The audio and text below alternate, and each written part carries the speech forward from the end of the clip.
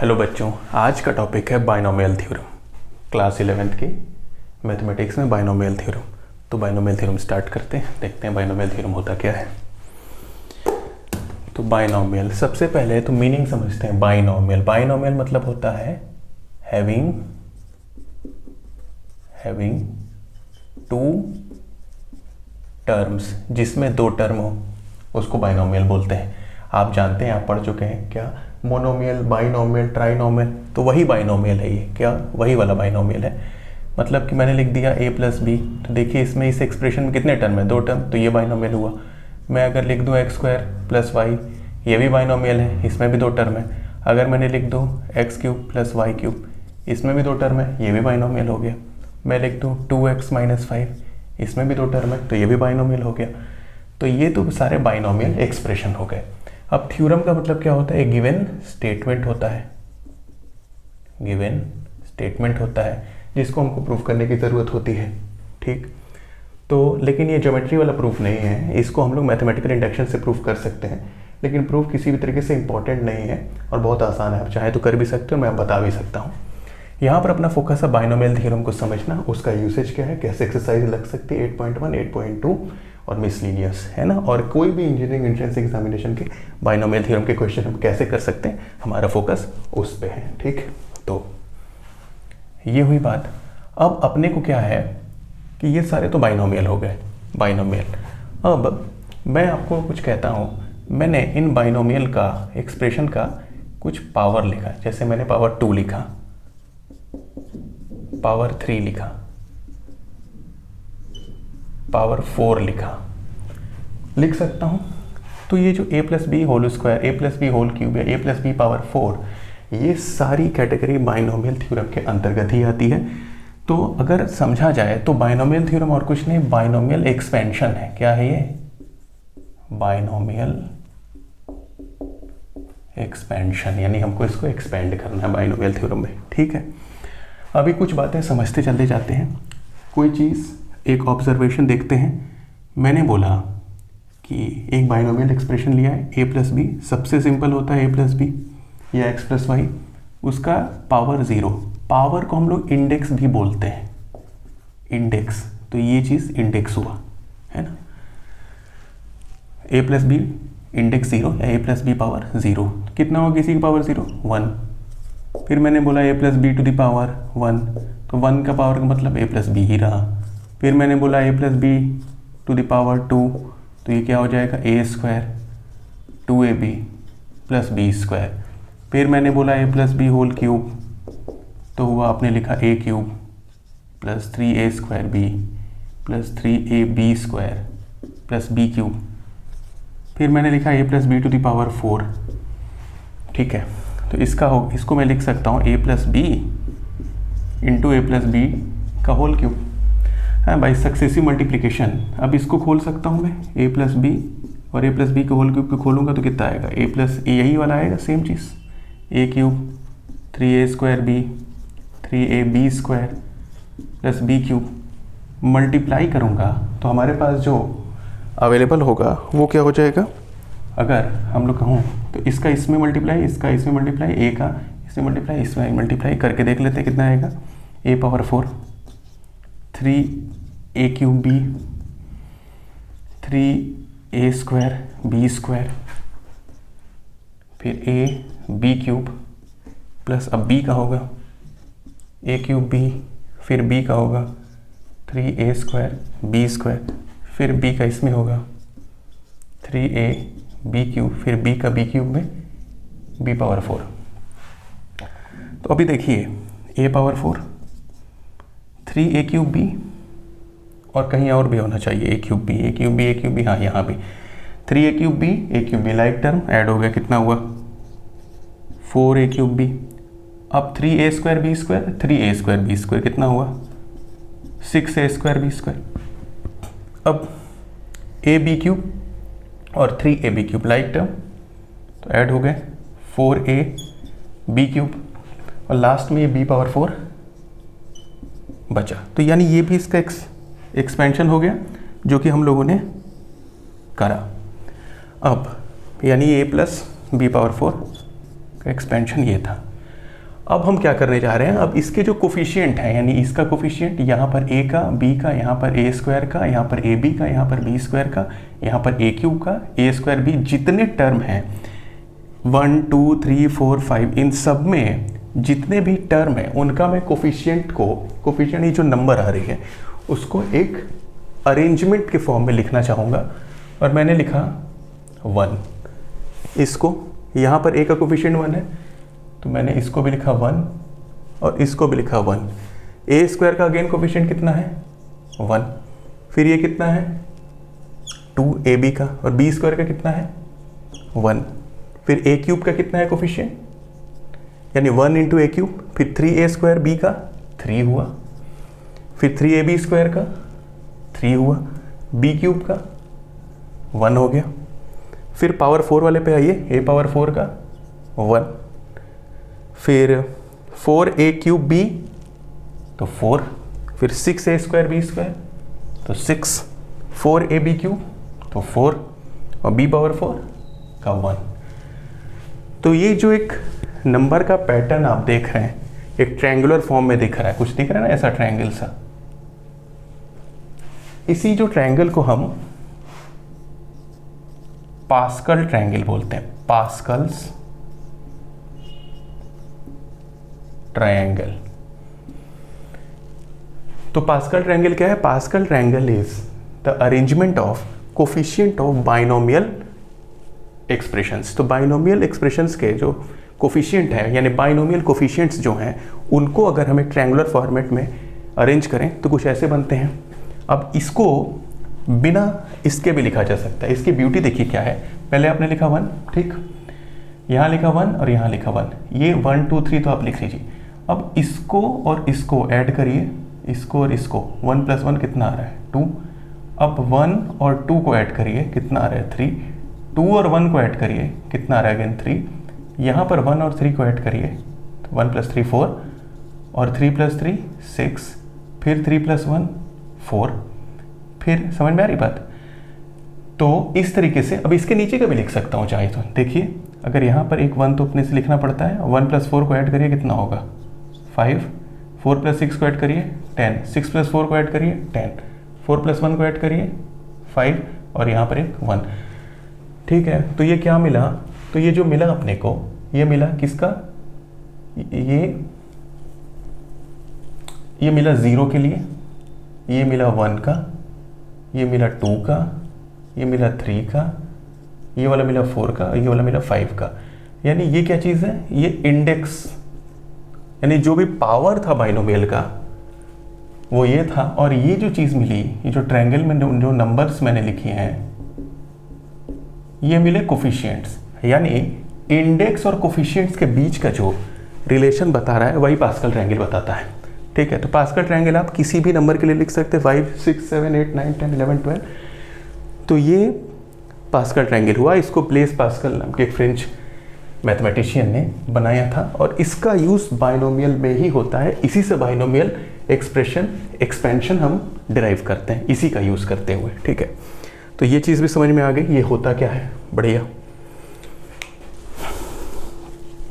अब मैं इसको मिटाऊंगा।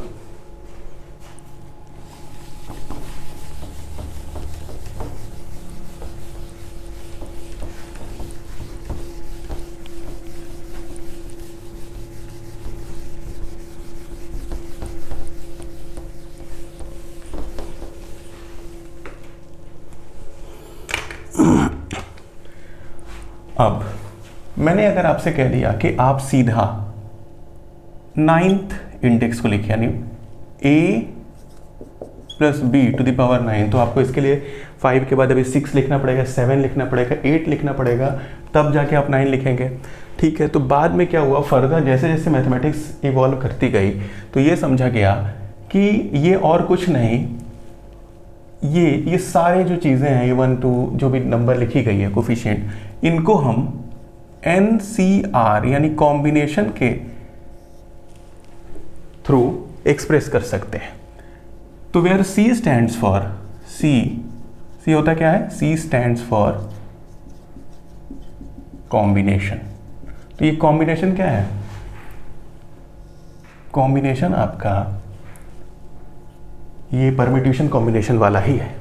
और NCR की वैल्यू कितनी होती है समझ जाएं, n factorial upon n minus R factorial into R factorial, जहाँ पर r क्या है, r इज ग्रेटर देन और equal to 0 and less than और इक्वल्स टू n। ये परम्यूटेशन कॉम्बिनेशन में आपने पढ़ा है, नहीं पढ़ा है तो मैं बता दूंगा। ये है कॉम्बिनेशन का सिंबल NCR, इसकी वैल्यू ऐसे निकाली जाती है, C कॉम्बिनेशन के लिए यूज़ होता है। और कुछ नोट है इसमें, क्या है वो कि NC0 एंड NCN दोनों की वैल्यू 1 होती है, 0 फैक्टोरियल 1 होता है। ये हमेशा दिमाग में रखना है और फिर इसको इवेल्युएट करते जाना है। अभी एक और ऑब्जर्वेशन जो हम लोगों ने लिखा था, उसका ऑब्जर्वेशन समझना बहुत ज़रूरी है। पहला लिखा था कि a प्लस बी का पावर 0 क्या लिखा था, 1 लिखा था। फिर a प्लस बी का पावर 1 a प्लस बी ही आया था। फिर a प्लस बी का square a square plus 2ab plus B square आया था। फिर a प्लस बी का जो क्यूब था वो a cube plus 3a square b plus 3ab square plus B cube आया था। और a प्लस बी का पावर 4, a प्लस बी का पावर 4 आया था, a power 4 plus 4a cube b plus 6a square b square plus 4a b cube plus b power 4, यही था, है ना। अब इन सारे में अगर हम ऑब्जर्व करें, व्हाट वी ऑब्जर्व,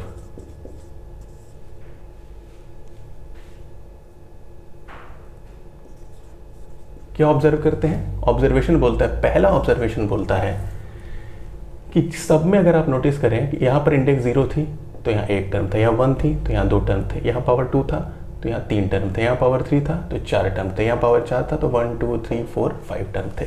इसका मतलब कि कितने टर्म थे, n+1 टर्म्स होते हैं किसमें, बाइनोमियल में। कितने टर्म्स, n+1, जितनी इंडेक्स उससे एक ज़्यादा। दूसरा ऑब्जर्वेशन क्या था कि यहाँ से अगर आप नोटिस करें कि यहाँ पर क्या हो रहा है, एक का पावर कम हो रहा है और दूसरे का पावर बढ़ रहा है। यहाँ पर भी आप देखिए a स्क्वायर था, फिर यहाँ पर क्या हो गया, a पावर 1 हो गया, यहाँ पर a पावर 0 हो गया, तो a एक एक पावर कम होता जा रहा है। और b जो है, b यहाँ पर 0 था, b यहाँ 1 बना पावर और यहाँ पर b स्क्वायर बना, यानी a का पावर 1 कम हुआ और b का पावर 1 इंक्रीज हुआ, ये -1 और ये +1। समझ सकते हैं, यानी a का एक एक पावर इंक्रीज हो रहा है, डिक्रीज हो रहा है और b का एक एक पावर इंक्रीज होता जा रहा है। फिर तीसरा देखें, तीसरा क्या है कि जो a और b यानी जो कि बाइनोमियल एक्सप्रेशन में जो टर्म है उनका टोटल a और b का जो सम है वो हमेशा इंडेक्स के बराबर आता है। देखिए यहाँ पर तो 3 है तो 3 के बराबर है, यहाँ पर 2, b का पावर 1, 2 + 1 3, यहाँ पर a का पावर 1, यहाँ b का पावर 2, 2 + 1 अगेन 3, यहाँ पे 3, यहाँ पर भी देखिए ये 2, यहाँ पर a का पावर 1, b का पावर 1, 1 + 1 2, यहाँ b स्क्वायर 2, तो इंडेक्स के जस्ट बराबर आया। यहाँ पर a का पावर 1, b का पावर 1, यहाँ भी बराबर आया। तो हम कह सकते हैं कि sum of powers of a and b is always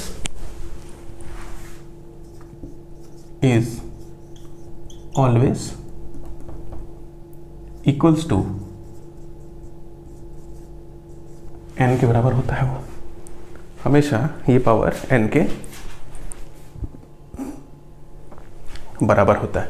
तो ये 3 ऑब्जर्वेशन जो थे ये बहुत ही ज़रूरी थे। इसी से बाइनोमियल एक्सप्रेशन, इससे और कोफिशिएंट पास्कल ट्रायंगल का यूज़ करके हम प्रॉपर बाइनोमियल थ्योरम के स्टेटमेंट हम लिखने जा रहे हैं। ठीक है, तो till then note it.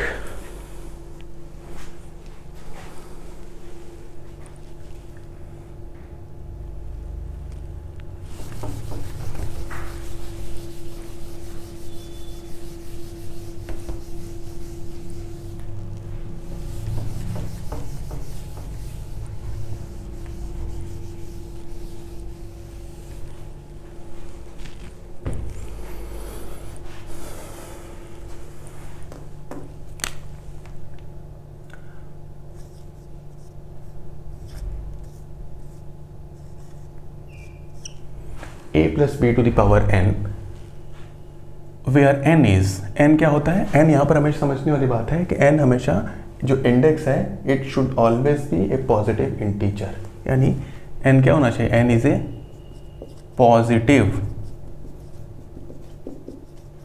Integer, n हमेशा एक पॉजिटिव इंटीजर ही होगा।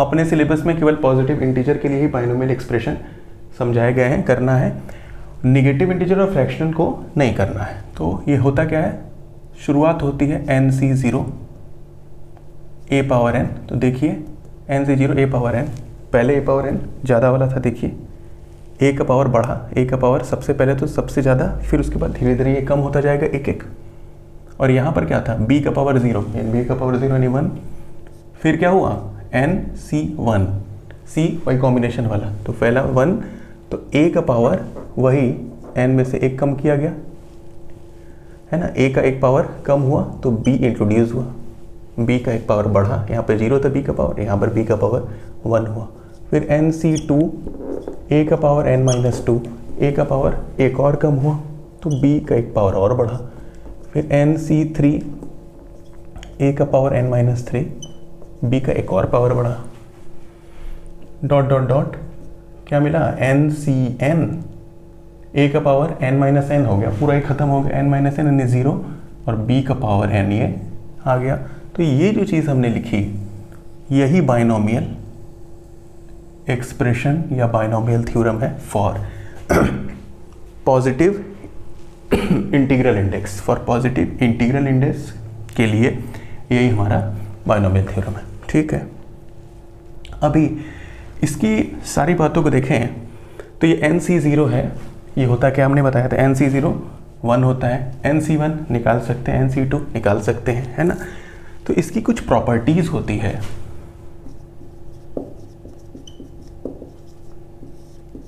बाइनोमियल एक्सप्रेशन की एक प्रॉपर्टीज हम देख रहे हैं, क्या देख रहे हैं कि टोटल नंबर ऑफ टर्म्स इसमें कितने होंगे, आप देख भी सकते हैं। 0 से अगर स्टार्ट हुई काउंटिंग और n तक गई तो 1 से n तक तो n टर्म हो गए, और 0 मिला के कितने हुए n+1 टर्म, और ये सारे ऑब्जर्वेशन हम लोगों ने यहाँ यहाँ यहाँ यहाँ यहाँ देखे, और यहाँ हमने लिखा भी था कि बाइनोमियल में हमेशा इंडेक्स से एक ज़्यादा टर्म होते हैं, तो कितने होते हैं, binomial expression expansion has n+1 terms, यानी जितना इंडेक्स है उससे एक ज़्यादा। दूसरा कि sum of the powers of a and b is always n। देख सकते हैं आप, यहाँ तो a पावर n है तो ठीक ही है, n-1 और यहाँ b का पावर 1, n-1 और 1 और -1 कैंसिल, पावर n आ गया अगेन, n-2 और 2, -2 + 2 कैंसिल, अगेन पावर n आया, a और b का कंबाइंड पावर, n-3 और b का पावर यहाँ पर 3 ऐड करिए, 3 और -3 कैंसिल, पावर n आया, लास्ट में तो n है ही, तो पावर हमेशा क्या होते हैं इनके, n होते हैं। Sum of powers of a and b is always, समझ में आ रही बात ना, n होता है। फिर तीसरा कि a जो है, यहाँ पे मैंने ऑब्जर्व भी किया था, a एक पावर डिक्रीज हो रहा है और b एक पावर 1+ का एक पावर उसका इंक्रीज होता जा रहा है, यानी the power of a is keep on decreasing by unit 1 and the power of b is keep on increasing by power 1, एक बढ़ रहा है, एक घट रहा है और एक बढ़ रहा है। चौथा जो है वो जो मैं कह रहा हूँ कि बाइनोमियल कोफिशिएंट, यानी NC0 NC1 ये सब binomial coefficient from beginning is equal to the binomial coefficient from end, यानी coefficient from beginning is equals to coefficient from end. आगे से जो टर्म, जैसे आगे से दूसरा तो पीछे से दूसरा बराबर होगा, आगे का पहला पीछे का पहला बराबर होगा। कोफिशिएंट की बात हो रही है, NC0 यानी NCR एक्चुअली ये बराबर होंगे, NC1 यानी पीछे का NCn-1 बराबर होगा, NC2 और पीछे से NCn-2 ये दोनों बराबर होंगे। NC0 आगे का पहला पीछे का पहला NCN बराबर होंगे। ठीक है, तो ये बाइनोमियल थ्योरम में कुछ ऑब्जर्वेशन है, कुछ ये प्रॉपर्टी है। ठीक, अब मैं ये बताना चाहूँगा कि इसमें और इसमें रिलेशन क्या है। मैंने लिख तो दिया लेकिन ये आपको बताया नहीं। तो बाइनोमियल कोफिशिएंट जो ये 1 है, अगर आप देखिए तो NC0 की वैल्यू निकालिए, कितनी होगी? अभी मैंने बताया था NCR होता है n factorial upon n minus R factorial into R factorial. तो n minus 0 factorial into 0 factorial, ये n फैक्टोरियल, n में से 0 गया तो n ही फैक्टोरियल बचा। 0 फैक्टोरियल हम लोगों ने पढ़ा 1 होता है, n फैक्टोरियल कैंसिल हो गया 1। तो देखिए ये 1 है, 1 है ना। ठीक है, अब जरा NC1 को निकालते हैं। NC1 कितना होता है? n factorial n minus 1 factorial into 1 factorial. ठीक है, यहाँ पर इंडेक्स 0 लेके चला था, यहाँ पर इंडेक्स 1 लेके चला है ना। तो यहाँ पर n की जगह 1 होना चाहिए, तो 1C1 है ये क्या चीज़ है? ये 1C1 है, ये 1C2 है। बता देता हूँ ये क्या क्या चीज़ें होती हैं। ये जो 1 है इसको हम क्या कह सकते हैं? इसको 0C0 बोलते हैं। ये जो 1 है इसको हम बोलते हैं क्या? इसको बोलते हैं 1C1। इसको वाले को वो बोलते हैं 1C2। इसको बोलते हैं सेकंड में तो पावर 2, क्योंकि n देखिए 2 है ना, तो इंडेक्स 2 से शुरू होगा 2C1। ये कितना होगा? ये वाला होगा 2C2 2C0। ये वाला 2C0 होगा, 0 से शुरुआत हो रही 2C0। ये हुआ, अच्छा एक मिनट, 1C0 होगा, ये 1C0 होगा और ये 1C1 होगा, क्योंकि 0 से शुरुआत होती है ना। उसी तरीके से ये 2C0 हुआ, ये 2C1 हुआ और ये हो गया 2C2। ये वाला तीसरे इंडेक्स के लिए होगा 3C0, ये हो जाएगा 3C1, ये हो जाएगा 3C2 और ये हो जाएगा 3C3। समझ में आ रही बात? तो ये बाइनोमियल कोफिशिएंट ही हैं जो पास्कल्स ट्रायंगल में लिखे गए हैं। तो यहाँ पे हम n-1 को भी निकाल सकते हैं। क्या बचा? n फैक्टोरियल है ना, और n फैक्टोरियल को हम क्या लिख सकते हैं? n-1 n-2 n-3 dot dot dot 3 2 1। तो n-1 फैक्टोरियल पर हमने ब्रेक लगाया और ये n-1 फैक्टोरियल इंटू 1 फैक्टोरियल 1 ही होता है, तो ये कैंसिल, कितना आया? n आया। ठीक है, NC1 n होता है। अब मैं ये कह रहा था कि जो टर्म आगे से पहला हो और पीछे से पहला, तो NCN कितना होता है? मैंने लिखा तो 1, करके देख लें कितना आता है। n factorial upon n minus n factorial into n factorial. तो n फैक्टोरियल, n में से n गया तो 0 factorial into n factorial cancel हो गया। 0 फैक्टोरियल 1 होता है तो 1 अपॉन 1 आ गया, तो ये भी 1 और ये भी 1। उसी तरीके से पीछे का जो दूसरा टर्म होगा, पीछे से दूसरा यानी NCN-1, इसके जस्ट एक पहले का कितना होगा उसकी भी वैल्यू निकाल लें। n factorial n minus n plus 1, minus करेंगे तो माइनस वैसे ये प्लस हो जाएगा, इंटू n-1 फैक्टोरियल। ये कितना आ रहा है? n फैक्टोरियल, n में से n गया तो कैंसिल हो गया, 1 बचा, इंटू n-1 फैक्टोरियल। ऊपर वाले n फैक्टोरियल को मैं लिख सकता हूँ n इंटू n-1 फैक्टोरियल, नीचे वाला n-1 फैक्टोरियल, ये कैंसिल हो गया, कितना बचा? n बचा। तो हमने ये समझा कि binomial coefficient from beginning is equal to the binomial coefficient from end, यानी पहले से आगे, पहला आगे का मतलब शुरू से, आगे से पहला पीछे से पहला, आगे से दूसरा पीछे से दूसरा, आगे से चौथा पीछे से चौथे, ये टर्म बराबर होते हैं। Note it.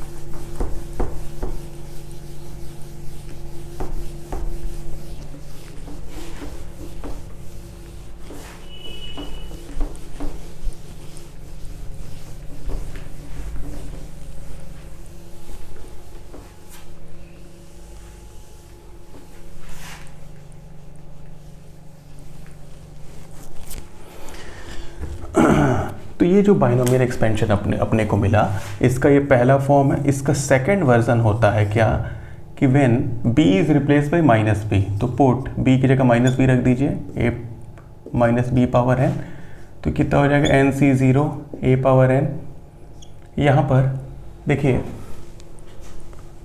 यहाँ पर आप प्लस लेके चले nc1 a power n minus 1, b यहाँ माइनस रखे तो उसके वजह से ये क्या हो गया, ये माइनस हो गया, b आ गया।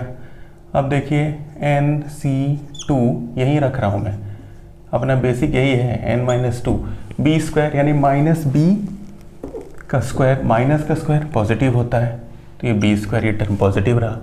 फिर आइए nc3 a power n minus 3 minus B का क्यूब, माइनस बी का क्यूब ऑड पावर, तो क्या हो जाएगा, नेगेटिव हो गया ये टर्म, यानी ये बी क्यूब तो हो गया लेकिन उसके वजह से ये टर्म नेगेटिव हो गया। फिर आगे चले, डॉट डॉट डॉट आगे बढ़े और लास्ट टर्म पे जब पहुँचे तो nCn होता है।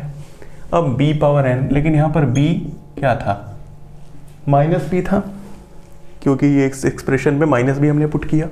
जब माइनस b पुट किया तो अपने को तो पता नहीं है कि n इंडेक्स क्या है, इवन है कि ऑड है, ये डिपेंड करता है कौन सा क्वेश्चन, हम तो जनरल बात लिख रहे हैं। तो हम क्या करते हैं, हम -1 का पावर n यहाँ इंट्रोड्यूस कर लेते हैं और इस b को हम फ्री b पावर n लिख देते हैं, जिससे कि अगर n इवन रहा तो ये लास्ट टर्म पॉजिटिव हो जाएगा, और अगर n ऑड रहा तो -1 का power odd, last term negative हो जाएगा। तो ये हो गई binomial expansion a minus B की बात। अब तीसरे की बात करते हैं। तीसरे में क्या करना है कि put a equals to 1 and b equals to a, यानी 1 प्लस a का पावर n, तो कितना हो जाएगा तो ये हो जाएगा 1 plus a to the power n, समझे आप, यानी a की जगह 1 पुट करिए, b की जगह a। तो देखिए ये बहुत काम का है, nc0 a का पावर n यानी 1 का पावर, कुछ भी लिखिए वो 1 ही रहता है, तो ये सिंपल हो जाएगा ये। अब nc1 a का पावर n माइनस 1 यानी 1 का पावर कुछ भी, फिर 1 हो गया, b की वैल्यू कितनी है a, तो मल्टीप्लाई हो गया, nc2 a का पावर 1 का पावर n माइनस 2, तो कुछ नहीं 1 ही रहा, और ये b की जगह a, तो a स्क्वायर हो गया। आगे बढ़े, लास्ट टर्म आए nCn b का पावर n, तो b हमारा क्या है, a है। इसको जनरली हम लोग x में लिखते हैं, तो x वाला भी समझ लीजिए क्या हो जाएगा, कुछ नहीं, जहाँ जहाँ a है वहाँ x रख दीजिए, nc0 nc1x nc2 x square dot dot, यानी चलता जाएगी ये कहानी x का पावर n, समझी बात। तो ये 1 प्लस x का पावर n का एक्सपेंशन हो गया। अब हम आए चौथा, 1 माइनस x का पावर n एक्सपेंशन, nc0, यहाँ x की जगह माइनस x पुट कर दें इस वाले एक्सपेंशन में, तो रिक्वायरमेंट पूरी हो जाए।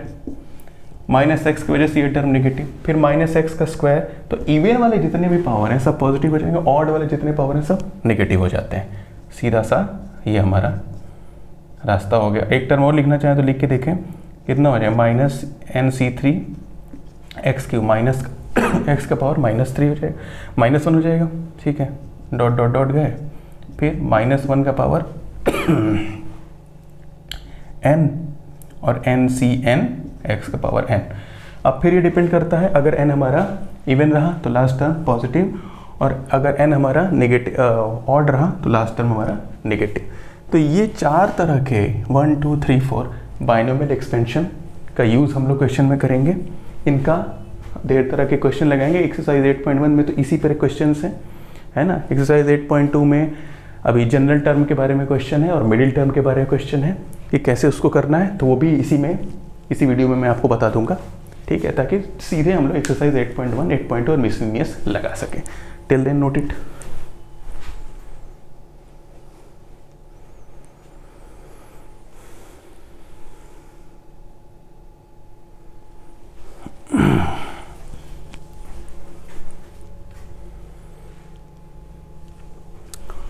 अच्छा, मैं यही बता सकता हूँ। देखिए, अभी हम लोग समझना चाहेंगे जनरल टर्म।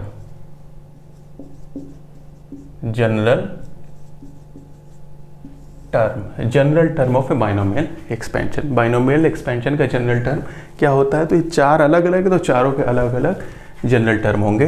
तो पहले वाले के लिए अगर हम जनरल टर्म लिखना चाहें तो टर्म के लिए हम टी इस्तेमाल करते हैं और r+1 करके डिनोट करते हैं। ये देखिए r+1 इसीलिए ना क्योंकि बाइनोमियल में हमेशा, आप समझ लीजिए, हमेशा इसमें n+1 टर्म होते हैं। n+1 टर्म होने के पीछे रीज़न केवल एक है, क्योंकि काउंटिंग स्टार्ट्स फ्रॉम जीरो से n अगर आप आते हैं तो 0 n मिला के n+1 टर्म हो जाते हैं।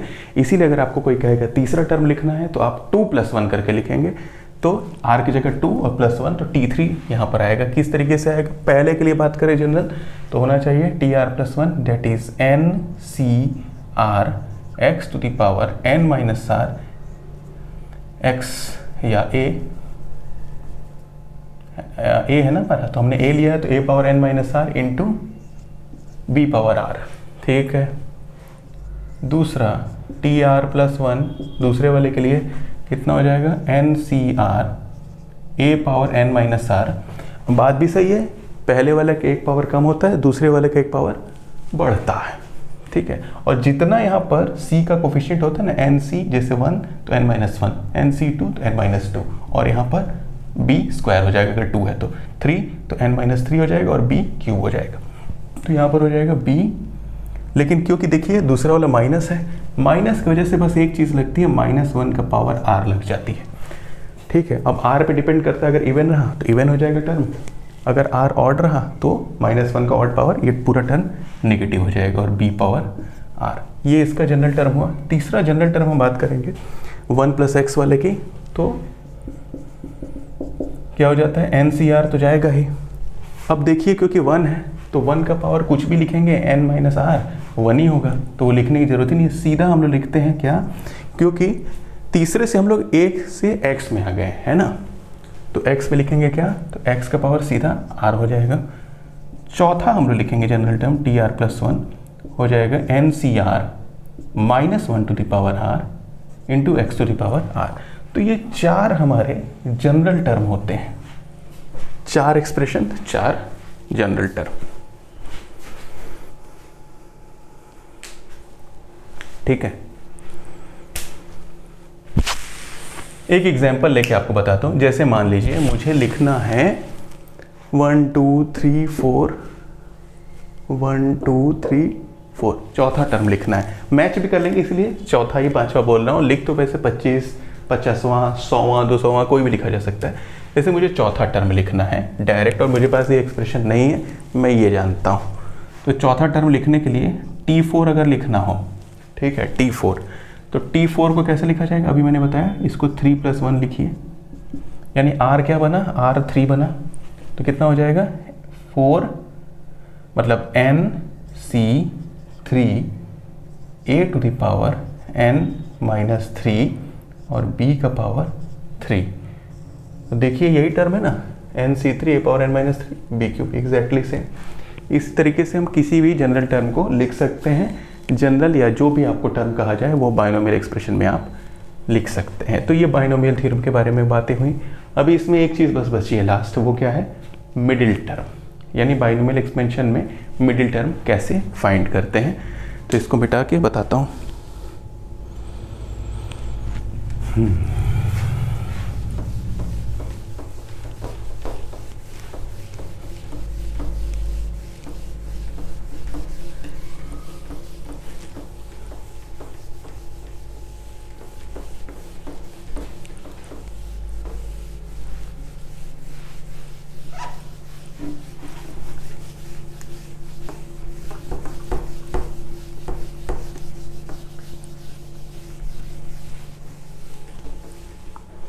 तो मिडिल टर्म निकालने की भी बात देख लेते हैं बाइनोमियल एक्सपेंशन में। मिडिल टर्म, और कोई क्वेश्चन मिल जाते हैं उससे भी कर लेता हूँ।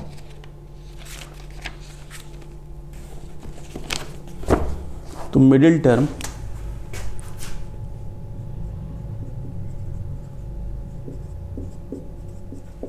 मिडिल टर्म यानी बीच का टर्म। तो इसमें दो केस बनने ही चाहिए। कैसे बनने चाहिए? क्या? व्हेन, पहला व्हेन n यानी इंडेक्स जो भी है हमारा, इंडेक्स क्या हो?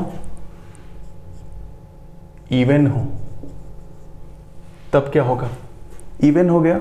अगर मान लीजिए a plus B to the power 8, तो टोटल टर्म कितने हो गए, 9 है ना, क्योंकि 8 है तो हमेशा उससे एक ज़्यादा होता है 8 प्लस 1। तब क्या होता है मिडिल टर्म, तब मिडिल टर्म होता है अगर इवन हो जाता है, तो इवन के केस में हम लिख सकते हैं मिडिल टर्म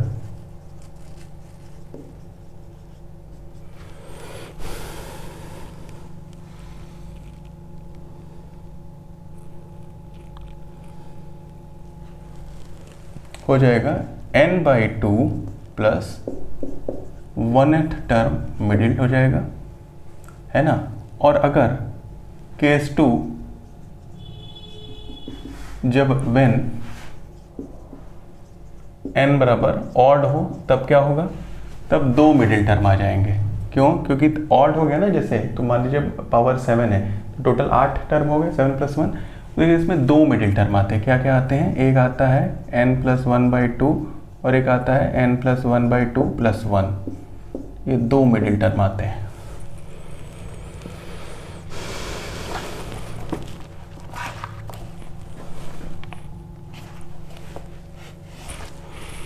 ठीक है, जैसे आपको दिखाता हूँ, मैंने